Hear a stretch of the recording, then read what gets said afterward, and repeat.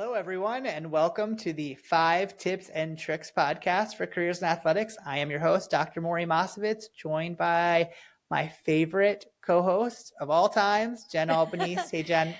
Hi, Maury. How are you? Oh, doing great. I'm getting pumped for today's guest, getting that Oh my energy God. feeling. Oh my High, God. So excited. high energy guest today. So it's going to be a good time by all, for sure. Oh, it's going to be a great episode. We're going to learn so much, get some great stories. It's going to be awesome. I'm so excited. So have to pick up on where we had. So Jen and I had lunch today. Yep. And the big topic of conversation, Jen, you want to throw it out there? Yeah. So we went with our staffs today and we were talking about what adventurous things we'd be willing to do. Like, would you bungee jump? Would you skydive? Would you, all of those things? What are your fears and what would you do? So it was a really good conversation and you can learn a lot about people with these kind of conversations. And there were people at the table and I was like, oh my God, you would skydive, but you wouldn't go on a roller coaster? What? I don't understand it. So what would your fears be that you would do? Okay. So, Or I'm not not. do? Yeah, I have my fears of all different things. I'm not a huge height fan, but so when I was younger, at a theme park, I went with my friends when we were I don't know, in college. And you know those sky coaster things where Yep. they buckle you in with the three of you and they rise you all the way up to the top and then you have to pull the cord and then you it's basically a free fall and then you Yep. swing or whatever. So my friends are like, come on, you're such a baby, do it. And I'm like, okay, terrified. So they were loading us in and they wanted me to be the one to pull it. And I go, there's no way. We'd be still hanging there today if I was the one that needed to pull it. So my other So your friend, fear is pulling a cord. well, yes and no. Yes. Knowing that you're actually going to do that to The one that yourself, has to do it. Yeah. You couldn't be the guy that has to pull the lever Right. down and Right. So same thing with a bungee jump, to actually step off the edge. I couldn't do that. If somebody, I guess, pushed me probably, but so yeah, because we talked about I felt comfortable skydiving if I was attached to someone because which is crazy. No. Jump out and first of all, they'd have to be a very well trained person before I would even consider it. But if it is, I would feel I don't think I could ever train myself enough to jump out of an airplane. Yeah, be the one to do it. We're not Tom Cruise here. We're not going to be Tom Cruise here. But yeah, so I did that. I probably think that's my biggest scary thing that I would do. I do roller coasters. I'm cool with roller coasters. I love that. Zip lines. I've done you do zip lines. I did a zip line on our honeymoon in Hawaii. That was scary, and I was freaking out a little bit, but I did it, and it was cool. It was very cool. The ropes course training program.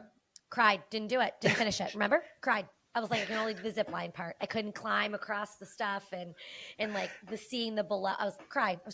The Which is funny because that's a lot lower than anything else. And one of my staff members said that he had to do it blindfolded at a different institution. Oh my God. He's afraid of heights. So in his mind, he's got this crazy thing going on where he's blindfolded up on there and they have to have someone guide you through. He said it was one of the worst things he's ever done. Yeah, that's terrifying. And that's terrifying. Okay, so what would you do besides the skydive? I would do the skydiving thing if I was attached to somebody. I'm pretty adventurous. I like the roller coasters. I do all of those. Yeah. Yeah, but let's throw something in there though. do bungee jumping.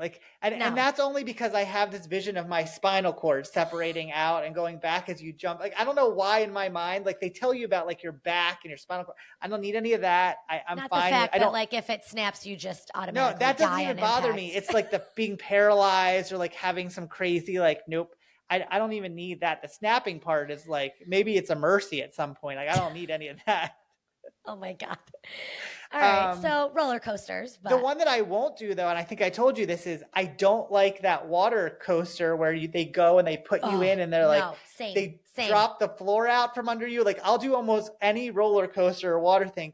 But that thing, I did it once and I really did not like it, where it's counting down 5, 4, 3. And then the floor is leaving you and the lady's don't bump your head as you go down. And I'm thinking that I'm going to drown and have a huge head paralysis. No, I won't do that one again. And did it once. That was good. Yeah, no. And me as like a smaller person, I feel like I wouldn't be able to be sucked back enough and then like fly forward and like. Well, it's really a bigger person because their body weight's pushing them forward. You should be good going the other way. Regardless, that's a definite no. The other thing I was going to say though is, you like rides, but apparently you and your wife have this thing where you don't go on rides that are not physically attached to the ground and don't move from city to city, right? Isn't that your thing? Well, that's a rule for my wife. Like I wouldn't do it, but it's more of the safety of the coaster. So her rule with the kids is that you can't have a ride that folds up and then goes away. She just feels that that's not a safe thing. So those field day rides are out. Those field day rides any of those like state fair field day rides, and it's really more of her rule than mine. Like I understand it and I respect it, but she doesn't think like you should be going on the twister blister upside down thing and then all of a sudden they just fold it up in 20 pieces and put it in the back of the truck and drive away. So she's not a fan of that. I guess I get that too. But yeah, especially like you watch those stuff on YouTube where they're like swinging and then all of a sudden they start. Nope. So that's a wife rule. I do respect it, so I do live by that. But it's not personally as big a fear. As a child, I think I did a gazillion of those. But so basically, bottom line is, guys, we don't like to do anything adventurous. We're very like, let's go on the roller coasters at Disney and work. Yes. So when we say adventure, we go on roller coasters. Is what we do. Yeah, pretty much. So, and we feel very brave. Very brave. With that, probably our guest that's coming up is the exact opposite. And would like 100%. Jump out of an airplane, do it. Like, he could pick up the airplane and throw it at somebody. Like he's the exact opposite of this, but we are really looking forward to him. So everyone stay tuned for after the break. We have a great guest coming up. So we'll see you when we get back. If you're enjoying this podcast, please follow us on your favorite podcast streaming service. The 5 Tips and Tricks podcast is a part of Athletic Career Consulting, a group focused on educating and guiding high school and college students looking towards careers in athletics. To find out more, go to our website at www.athcareer.com. That's ATHCAREER.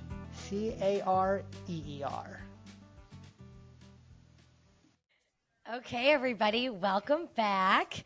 And we are so excited to have this guest today. Maury, why don't you introduce him for us? Very excited for today's guest. Today's podcast guest is a man on a mission to help elite athletes get to a peak performance, but also inspire them to go beyond what they think they can do. I say this since I've seen him do it firsthand. A graduate of Springfield College and then went on to the University of Wisconsin La Crosse for graduate school. He got his certification, an NSCA certified strength coach. After he completed his education, he spent time working at North Carolina State and then on to Syracuse. In 2013, he made a transition to the NFL, working for the Buffalo Bills. His resume includes being on winning teams for the Micron PC Bowl, Insight Bowl, Pinstripe Bowl, 2 lacrosse national championships, as well as 4 AFC East championships teams. Great to join us today by Hal Luther. Welcome, Hal. Hi, Thanks Hal. for having me, guys. Appreciate it. Really good to see you, Maury. It's really Jennifer, good to see you. Jennifer, I'm sorry, but no, that's okay. Maury and we've got a history, We spent a lot of time with those lacrosse teams. Yeah, there was a lot of lacrosse team time. I wasn't sure what that thing was going to be, but I was like, oh boy, here we go. Integral part of 2 championships. It was a good time. Yeah, it was. It is.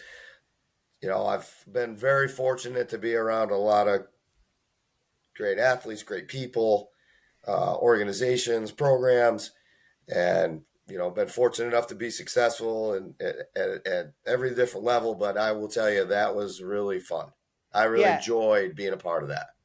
A lot of people don't realize that team really struggled before that kind of changed, and all the mentality changed. And you were a huge part of that. They still say hold the rope. And a lot of people don't realize that came from you, that was awesome. You teaching them to say that and have a mental mentality to keep it going. So John Galloway said, who's now the head coach down in Jacksonville, I keep in contact with him pretty well. We talk back and forth. He wants to know, hey, what was the stuff we were doing? And somebody sent me Brooke Chase's son, Sammy. Yeah. Took a picture of a T-shirt they had down there. And on the back of the T-shirt, it said, it's the price you got to pay if you want to dance in May. Yeah. And underneath, this was the part that got me, underneath, he gave me the credit. He hyphened it. Of course he did. It was Hal Luther. I'm like, and Sammy's down there is like, I'm in Jacksonville, Florida, and I'm reading a T-shirt, and your name's on it. Why? You're all over the place. By the way, Galloway is one of our podcast guests, so you definitely hit it on the head. It all comes full circle. He's great. He's awesome. He's been great. Like I said, my son Jackson's starting to get, and the girls are getting into lacrosse, and I called down there. I'm like, hey, if you got any broken sticks or old stuff, and blah blah blah. I got 3 boxes full of stuff. He's wearing a Jacksonville helmet at practices, and the kids are like, where did you get that? He's like, oh, my dad knows John. The connection. So it's fun. Yeah, it's fun. It's good stuff. Mm-hmm. Okay, awesome. well, That's awesome. I guess we'll dive into the meat of this thing. So yeah, let's go. We do 5 tips and tricks. So let's start off with what your first tip or trick would be for those out there. Well, so almost 30 years of experience in the field, strength and conditioning, and I think, if you looked at my programs since 1998, 2000, and you look at my programs now, they obviously look very, very different, but not really. Point being is you have to be very, top of the line, cutting edge. You have to be exceptional at your craft. If whatever you choose to be. These are the same conversations I have with my kids, right? Interns that I have, coworkers. You have to be exceptional. You got to understand that where I'm at right now, and I don't take this for granted one bit. There's only 32 people in the world that have the job that I have. Right. That's it. Yeah. There's 32. So it's really hard to get there. From the strength and conditioning professional, I'm in this little box, and then there's all this down here. And I live down there too. I mean, don't get me wrong. I was down there. What I found is that you can't be good. You can't be really, really, really good. You got to be exceptional. You got to be excellent. And you have to challenge yourself every day to be that. You have to research everything. You have to, get out there, find out, research, do it. It may not work for your program, but you still need to know. You can't just look at it and go, that's not going to work for us. You got to go find out. You got to dive deep. You got to do your due diligence. And then you decide, is this something that's going to fit? Is this going to fit our time frame? Is this going to fit our players? Is this going to fit what we're trying to accomplish? Because something may look really good, and it might be great for two players. Right. But all of a sudden, I got 45 guys, and I got an hour and a half, and I got to train them. And if I implement that, then maybe I'm not. It's kind of a risk-reward thing. Mm-hmm. And you got to go with what you're going to get, bang for your buck. What's going to help not only that particular player, but the entire team. So that's what you got to really do as a professional in this field is you got to really that must have changed though, because you start not that you have some excellent college players, but you go from a college setting where you have a lot more guys on a roster, a lot bigger net out in college football to what is like the pinnacle, most select group of football athletes in the country coming into your organizations. It's definitely a different style. And it took me about a year to figure that out because, as you know, Maury, I worked with football. It was myself and Coach Hicks. We had 108 guys. And then on top of that, I think we had 75 lacrosse players. Yeah. Right. So between the two teams, I'm dealing with almost 200 athletes every day. Very hard to be individualized. Right. Very hard. The NFL is a different animal. Right now I got 90 guys. And in 2 months, I'm going to have 50. Right. Yeah. Wow. And then you peel that back a little more and you go, I got 20 that we really got to lock into. Mm. So that's when it gets different from a programming standpoint. Yeah. Okay. So we have to be and not only that, but we're talking about, when you're in the college world, you're dealing with 18 to 22-year-old kids. Right. Mm-hmm. Right. I can throw those kids off the building and they won't get hurt. when I was 18, 22, I never got hurt. I mean, I didn't know anything. So you could train those guys. Well, all of a sudden you step across the line, I could have a 22-year-old rookie. Right. And then I got a 35-year-old vet that's been in the league for 14 years. He's got 4 kids. He's had 2 ACLs. He's got an Achilles, plays defensive tackle. And I'm like, I got to train this guy different. Right. Right. So that was part of also, professional point number 1 is you have to be very open and willing to learn. You're not the end all be all when you get there, even though you feel like you are sometimes. Right. And I think once you do that, that's when the players at this level, there's a huge trust factor that goes on here. If they don't, this is a player-driven league.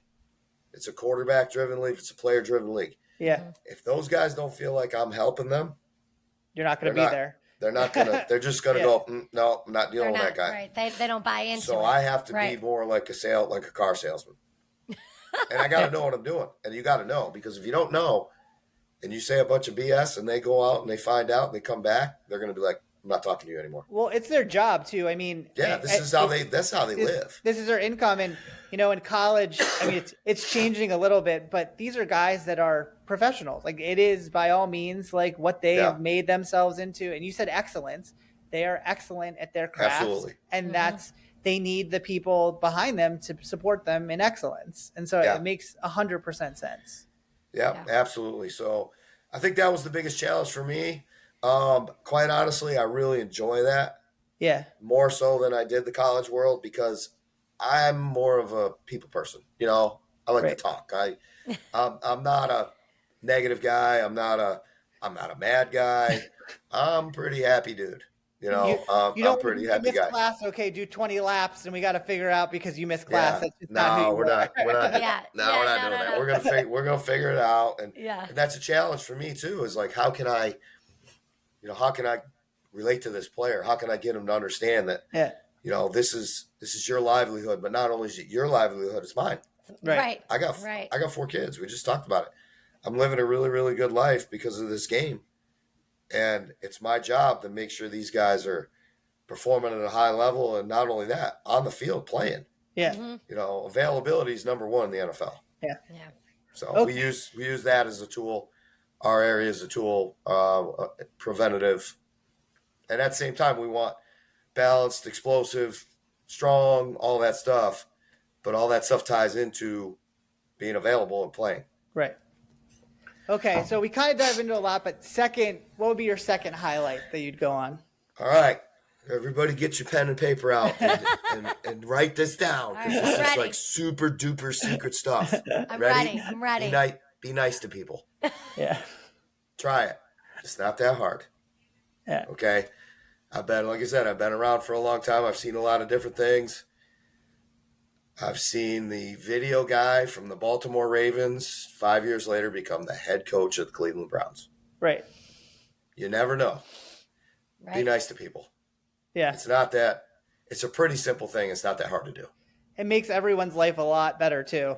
Just do that. I mean, I swear, Chris and I have this conversation all the time. I think the minority in this country is happy people. Agreed. 100%. Without a doubt. I'm like, that's so true. And I do not subscribe to complaining one bit. I go to my son's, travel baseball, and parents are just, I'll be here for another hour if you want to get on that.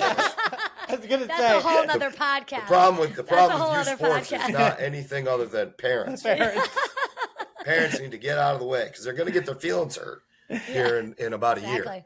Right. I mean, in college sports, it probably wasn't very much different, as you remember. That sometimes the parents probably should have not been in the stands and where they were doing and what they were saying. But now it's on a completely different level. Yeah. It's like, parents are email coaches. Coaches are like, I'm quit. I'm done. Parents are running them out. It's stupid. So I know.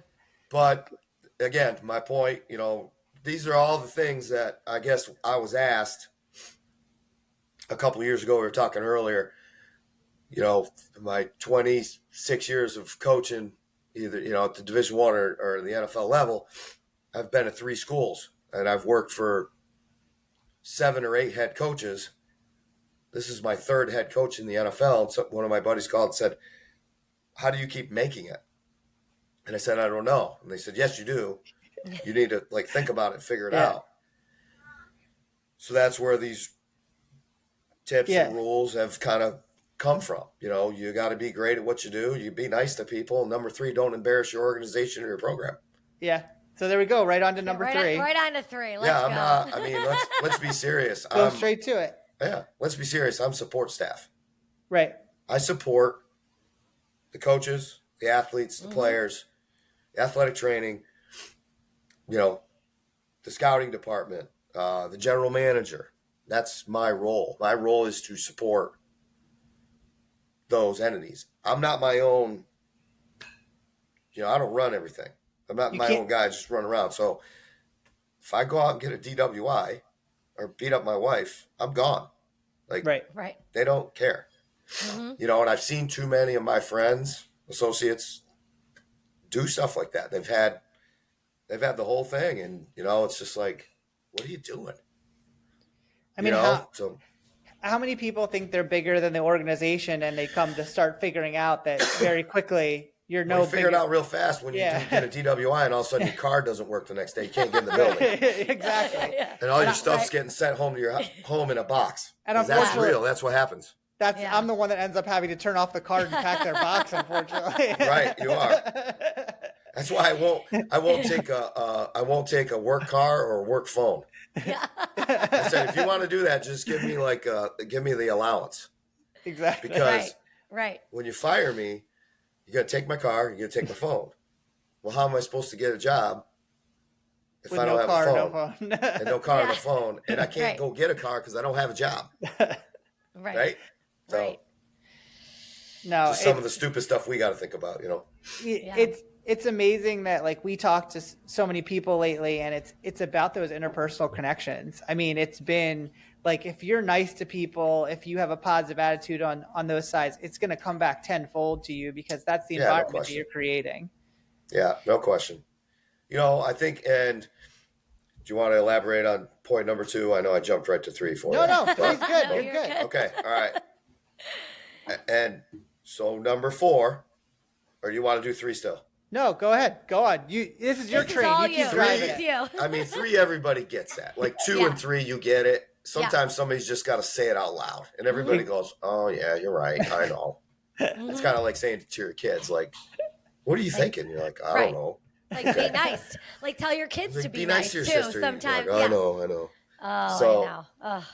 Yeah. So number 3 is obviously don't embarrass your organization. We're not in that role. Nobody is. I mean, 2 of my best friends are general managers of NFL organizations, and gone. Right. You know, done, over, family wrecked, everything, just a mess. And it's like, come on. So number 4 would be, and I have this conversation with our interns every year. And, you know, they come in, and I remembered when I was an intern, and I always say, "Hey, this is awesome, isn't it?" They're like, "Yeah, this is amazing." I said, "How do you feel right now?" They're like, "This is the best day of my life." I'm like, "Great." I said, "You know what? You have to feel like that every single day." I said, "I've been here for 12 years. I feel like this every single day."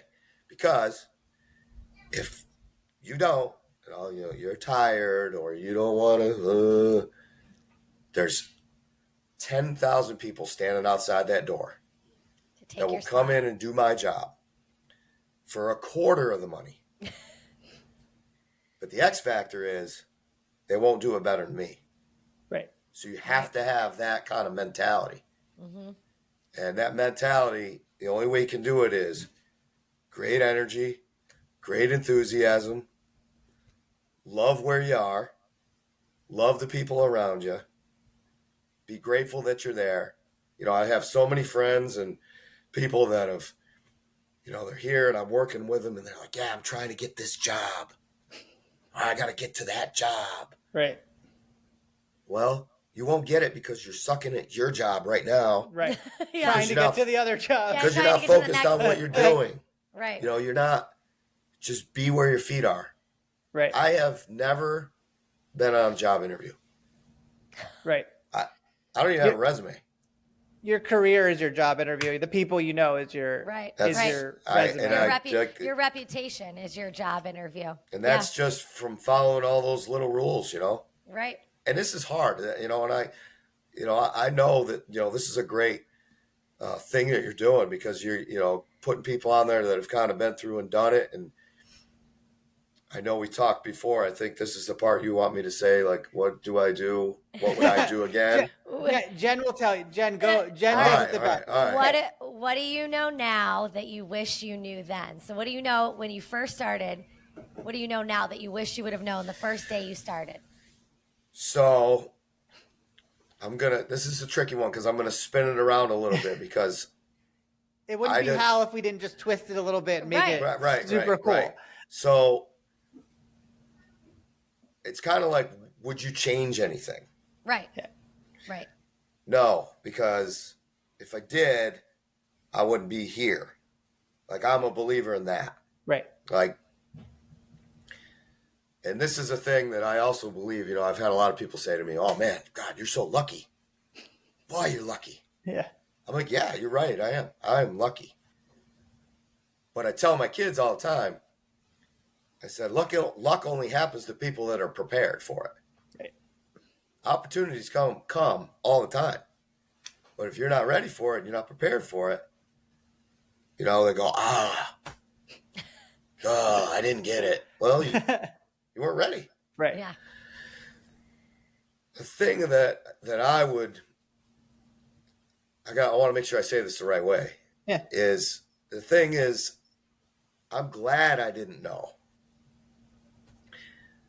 Because if you asked me now to go back and do it again, hell no. That was so hard. Right. It was so hard.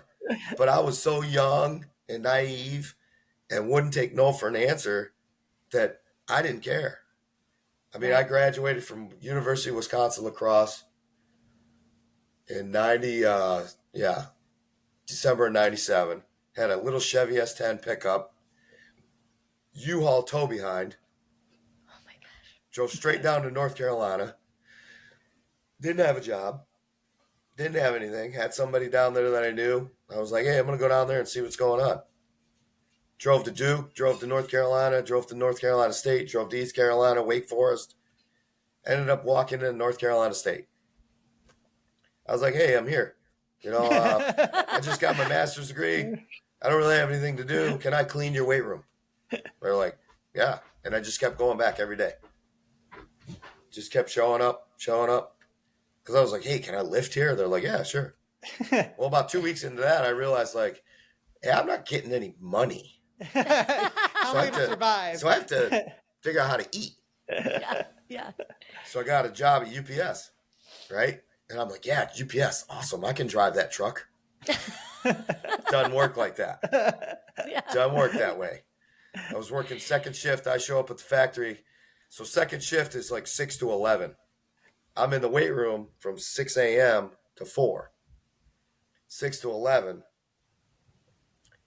And I thought I was going to drive the truck. They're like, no. You go over there and you load the truck. Yeah. Well, I'm a Northeast kid. I've never been in heat. Yeah. It's April. It was ungodly. I'm like, how do people live down here? Sweatbox. Yeah, unbelievable.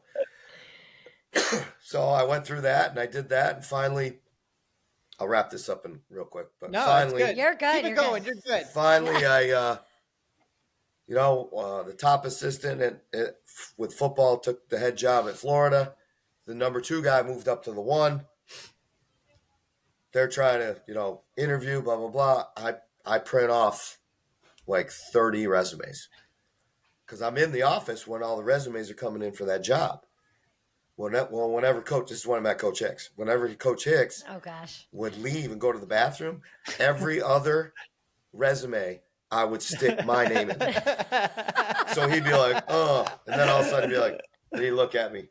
I'd be like, then he'd like, oh, and then he'd pull another one and be like, I'm like, the whole thing's like that. I'm just telling you. And then, awesome. It worked out and I got paid. I got paid $12,000 a year, my first job. Wow. $12,000 a year. I just went to school for 6.5 years, got my master's degree. I'm certified. blah, blah, blah. Call home, tell my dad. He's like, what are you doing? $12,000 a year? I'm like, yeah, it's $1,000 a month. It's fine. He's like, that's before taxes. I'm like, oh. But then I got hired at Syracuse, and he was a Syracuse grad, so he was pretty happy. He goes, hey, can you get me tickets? I'm like, yeah. You can get your there tickets. you go. Yeah. It all works back around at that point. I've heard him happy 3 times on the phone. Syracuse hire, my son Jack's being born, Bills hire. So he was a Bills fan too, huh? Well, he is now. That makes sense. No, we weren't. We were Giants fans growing up, so it's crazy because obviously 1991 or 2 or I think the Giants beat the Bills in the Super Bowl, and I was like, yeah, but all of a sudden people around here, I'm like, oh god, nope. You can't bring that up. You can't bring that up. That was horrible. Yeah. Yeah, you can't bring that one up. That's not good. So Jennifer, did that kind of answer your question? I guess it's not necessarily the one you're looking for. Like, no, but what would you change differently? But I think it's more along the lines like, I don't know if I could go back and do it again. Not knowing gave you that motivation to keep going, kind of. So you it didn't was know more what was just, ahead. I mean, I had just this dream, thought, goal, plan. And it was like, if you're not adding, you're subtracting. And I just pushed everything else out. Mm-hmm. Yeah. No, I mean, that's it. That's how we talk about it. That's how we talk about it here. You talk about, personalities, positivity, complaining, those kinds of things. It's like, you're either adding energy or you're taking it away. And if you're taking it away, you're out of here. We don't have time for that. Right. No, that was perfect. I feel like we've gotten like 100 tips, and like this, that like we didn't stay within 5. We got about 100. So that's the beauty with Hal. That's what you could literally print T-shirts, and he should just get commission. We should get commission. You get commission from any of your T-shirt sayings that I helped make some of those over the years. I know. I should. I don't know. Those guys still call me. It's really cool. Those guys still call me, and. Actually, Jackson's got a lacrosse tournament up in Lake Placid this summer, and I'm sure it's going to be right around that time when all the old boys will be up there. And like I said, to see John and talk to him. And you'll definitely see the whole group that's up there. Oh, that Lake Placid. There's so many people that they'll go probably to that. get nervous when they see me. They're going to think you're going to. What are we doing? Yeah, the lacrosse experiment was definitely fun. Yeah, but it was fun. It was a cultural shift, and it was. I did shock them a little bit. And then you kind of took it into everything you did. Like I saw, like you worked with this group and you turned them into an elite group that, I mean, they're going to go down in history, and you work with a lot of great programs. So, I mean, it's pretty amazing. Well, let's just make sure we, get this straight. Those kids were really, really good lacrosse players. They were. I didn't have anything to do with that. It was more just getting them to unlock it and believe and, again, be available. I mean, that was one of the big issues why I came back over. Yeah. And, we had a down year, and a lot of it was we lost some 1-goal games, and it was, for whatever, it just wasn't happening. And we had to come up with some kind of an edge. And that's really where Hold the Rope came from. But it showed me, like, being very young and seeing, like, every piece of the puzzle and every person that's involved with that, that support group makes a big difference. Like, huge. It takes that whole group to build something like that. And I feel so blessed to have been through that experience and been through it with someone like you and all the other people and Troy and all these other people I could name that we've had, and the coaching staff, and just had this experience because it was a group that, you always will have that experience to go through. You can't win. You got to have all the pieces. Jennifer, I'm going to drop some more knowledge on you. Ready? Yes. Okay. I'm ready. All right. Here's the deal. Those boys are awesome. Football kids, boys are awesome. But at the end of the day, we all know there's a whole bunch of alphas running around. It's kind of a jungle down there. Uh-huh. You got to have a lion tamer. That's right. You got to have one. And that's right. Every now and again, I'll have even at this level, I'll have somebody from, higher up administration come down and say, hey, we need to go in there and tell these guys that. And I'm like, I'm not telling them that. Like, that doesn't fit what we're doing. If I go in there and tell them that, they're not going to trust me anymore. Right. Like, I'm going to lose credibility, and it's going to be like, well, I said, well, you go do it then. And they're like, well, I said, yeah, you don't want to go in there. I said, you don't really like me sometimes, but you need me. Yeah. And that's real. Like support staff. Yeah. You know, you do it the blame sometimes, though. But yeah. But like the way I see it with you is like you do it through action. Like you don't need to tell people things because of your mentality and the way you run your program, the way you handle yourself. That's what changes people's abilities. It's Say not that always... out loud again. I want my wife to hear that one. That was good. That was so good. Knowing your wife, she's awesome. You know her. Your wife is amazing, but knowing your wife, she'd be like, Maury, you got to calm it down. You can't let him be more than what he is. He can't get his head through the door now. I know. I said you're going to his head. Yeah. You can't do that, Maury. Well, I think too that's and I think this is important. And I understand what we're doing. Yeah, and this all matters in the pieces of the puzzle. Is that this business and this world and what we do, it's different. This isn't. It's not banker's hours. Right. It's not. No. It's not 9 to 4. It's not, hey, weekends off. Hey, go on vacation. And if you want to start a family and you want to do that, you got to have the right partner. Right. Mm-hmm.